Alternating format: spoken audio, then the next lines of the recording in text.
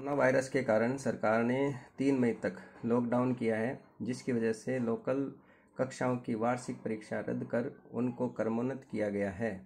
तो 11वीं कक्षा के सभी छात्रों का कक्षा 12th में क्रमोन्नत किया गया है। आप सभी छात्रों का 12th कक्षा में स्वागत है। अब आपकी स्टडी को जारी रखने के लिए सिग्मा साइंस एकेडमी की तरफ से प्रत्येक विषय की पाठ्य सामग्री व्हाट्सएप के द्वारा उपलब्ध कराई जा रही है।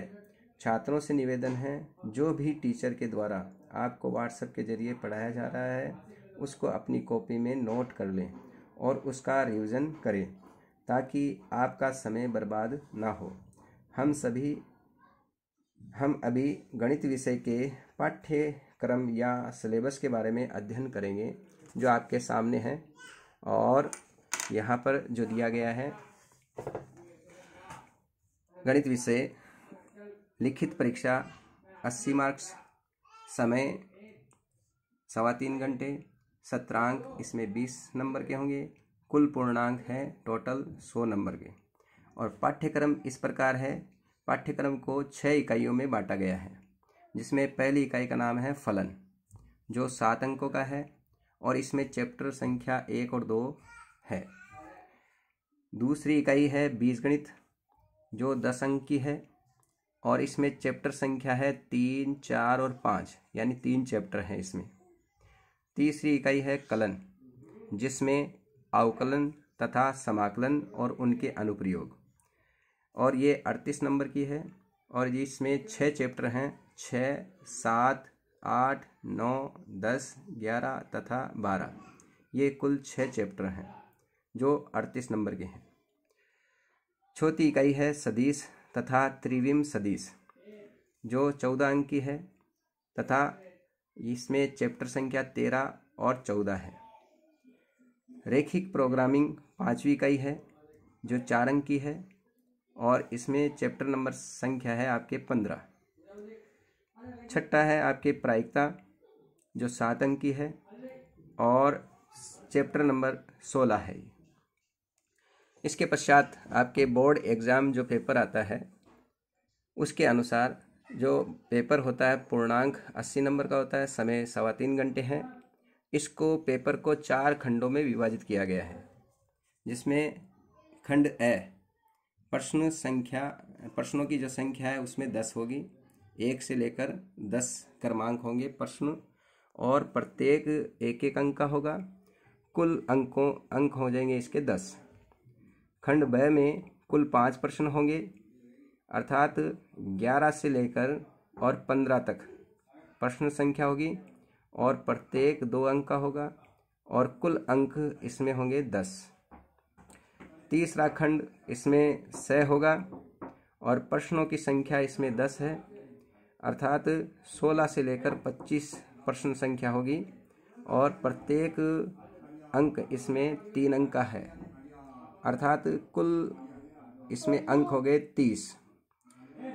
खंड द में कुल 5 प्रश्न होंगे और इसमें प्रत्येक प्रश्न का 6 अंक है, अर्थात कुल 30 अंकों का है। तो इस प्रकार ये कुल 80 नंबर का पेपर होगा और प्रश्नों की कुल संख्या है 30। अब हम चैप्टर वाइज, प्रत्येक चैप्टर वाइज मार्किंग की गई है और इसमें जो प्रश्न 30 पेपर में 30 प्रश्न आते हैं उनको भी बताया गया है।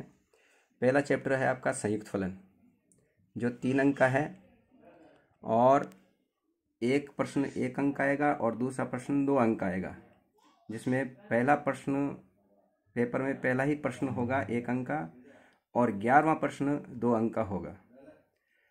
प्रतिलोम वर्तीय फलन, जो 4 अंक का है, अर्थात 1 + 3 में आएगा, यानी एक प्रश्न 1 अंक का और दूसरा प्रश्न 3 अंक का। इसमें पेपर में दूसरा प्रश्न 1 अंक का है और 16वां प्रश्न 3 अंक का होगा। आव्यूह तीसरा चैप्टर है, जो 3 अंक का है और इसमें 1 + 2, अर्थात एक प्रश्न 1 अंक का, दूसरा प्रश्न 2 अंक का। इसमें पेपर में तीसरा प्रश्न 1 अंक का है और 12वां प्रश्न 2 अंक का होगा। सारणिक चौथा चैप्टर है जिसमें 3 अंक का है ये, और इसमें केवल एक ही प्रश्न आता है, 17वां प्रश्न होता है जो पेपर में 3 अंक का होता है। 5वां चैप्टर व्युत्क्रम आयु एवं रैखिक समीकरण जो 4 अंक का है, और 1 + 3 अर्थात एक प्रश्न 1 अंक का और दूसरा प्रश्न 3 अंक का। पेपर में चौथा प्रश्न 1 अंक का होगा और 18वां प्रश्न 3 अंक का होगा। सातत्य तथा अवकलनीयता इसके और अवकलज ये दोनों 6ठा और 7वां चैप्टर दोनों एक साथ यूनिट बनाया गया है, 8 नंबर के हैं, और ये 2 + 6। इसको इसलिए बनाया गया है कि इसमें एक प्रश्न 2 अंक का आता है, दूसरा प्रश्न 6 अंक का आता है। अब इन दोनों चैप्टरों में से 6 नंबर का किस में से आए और 2 नंबर का किस में से आए, ये अल्टरनेट हो सकता है। जहाँ तक है सातत्य और अवकलनीयता, अधिकतर जो 13वां प्रश्न 2 अंक का आता है और 26वां प्रश्न 6 अंक का आता है।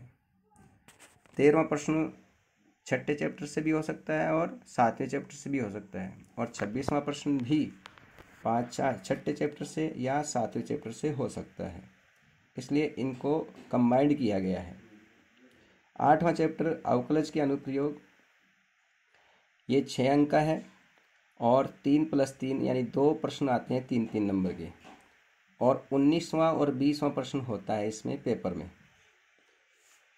9वां और 10वां चैप्टर समाकलन और निश्चित समाकलन को भी कंबाइंड किया गया है, और 6-6 यानी टोटल 12 नंबर के हैं ये दोनों चैप्टर।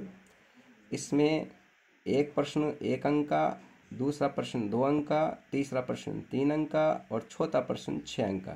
दोनों चैप्टर से मिलाकर 4 प्रश्न आते हैं। इसमें पहला प्रश्न जो आता है वो 5वां यानी 5वां प्रश्न जो आता है पेपर में वो 1 अंक का होता है। 14वां प्रश्न जो होता है वो 2 अंक का, और 21वां जो प्रश्न होता है 3 अंक का, और 27वां प्रश्न होता है वो 6 अंक का होता है। अब इसमें अधिकांशतः समाकलन से 5वां, 14वां और 21वां यानी 1 + 2 + 3 अंक के ये प्रश्न आते हैं, और निश्चित समाकलन से अधिकतर ये 6 नंबर का प्रश्न 27वां प्रश्न आता है। फिर 11वां चैप्टर है समाकलन के अनुप्रयोग जो 6 अंक का है, और 3 + 3 यानी 2 प्रश्न आते हैं 3-3 नंबर के, और ये पेपर में 22वां और 23वां प्रश्न होता है।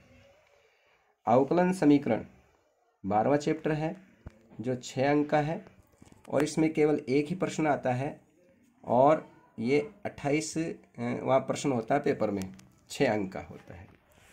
सदिश में आपके सदिश के 7 अंक हैं, और इसके 4 प्रश्न आते हैं, 2 1-1 नंबर के, एक 2 नंबर का और एक 3 नंबर का, जिसमें पेपर में 6ठा और 7वां प्रश्न 1-1 अंक के होते हैं, 15वां प्रश्न 2 अंक का होता है, और 24वां प्रश्न 3 अंक का होता है।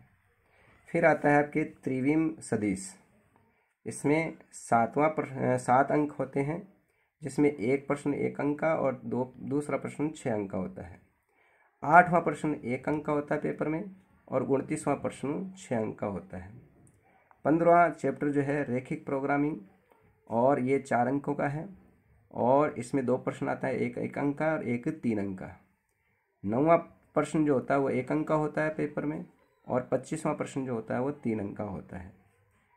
प्रायिकता 16वां चैप्टर है, अंतिम चैप्टर, और ये 7 अंकों की है, और इसमें भी 2 प्रश्न आते हैं, 1 + 6। 10वां प्रश्न 1 अंक का, और 30वां प्रश्न 6 अंक का। इसमें प्रश्न संख्या 16, 21, 24, 28 और 30 ये 5 प्रश्न में अथवा आता है, यानी आंतरिक वैकल्पिक होता है। इनमें से कोई एक प्रश्न करना रहता है। मैंने ये आपको पेपर वाइज भी बता दिया कि कौन सा प्रश्न किस चैप्टर से आता है। जैसे आप यहाँ पर देखें, 1 से लेकर 10 तक प्रश्न है, 1 2 3 4 5 6 7 8 9 10। ये 10 प्रश्न पहले भाग अ भाग के हैं जो 1-1 अंक के हैं। ब भाग 11, 12, 13, 14, 15। 11वां जो है चैप्टर नंबर 1 से, 12वां जो है आयु 3 चैप्टर से, 13वां प्रश्न जो है 6ठे चैप्टर से, 14वां प्रश्न जो है 9वें चैप्टर से, 15% जो है 13वें चैप्टर से है।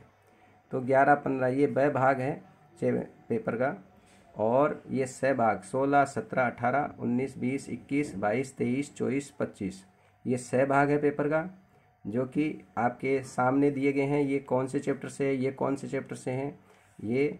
और अंतिम भाग जो है द, वेरी इंपॉर्टेंट है, जो प्रत्येक 6 अंक के हैं, 26, 27, 28, 29 और 30। ये भी आपके सामने 26वां प्रश्न जो है वो अवकलज से है, यानी कि 7वें चैप्टर से। 27वां जो प्रश्न है वो निश्चित समाकलन से। 28वां जो प्रश्न है अवकलन समीकरण से। 29वां जो प्रश्न है वो त्रिविम सदिश से। और 30वां जो प्रश्न है वो प्रायिकता से। अब इसमें 26वें जो प्रश्न है ये स्टार ये किया गया है, ये अथवा है, इसमें अथवा आता है, और एक आता है आपके 28वें में से। ठीक है, तो ये आपका पेपर सेट भी हो गया और आपका सिलेबस के अकॉर्डिंग नंबरिंग।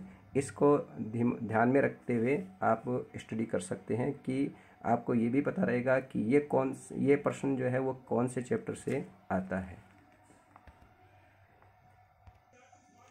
आपको जो पाठ्यक्रम जो बताया गया है और जो नंबरिंग जो बताई गई है उसका आप स्क्रीनशॉट ले लें।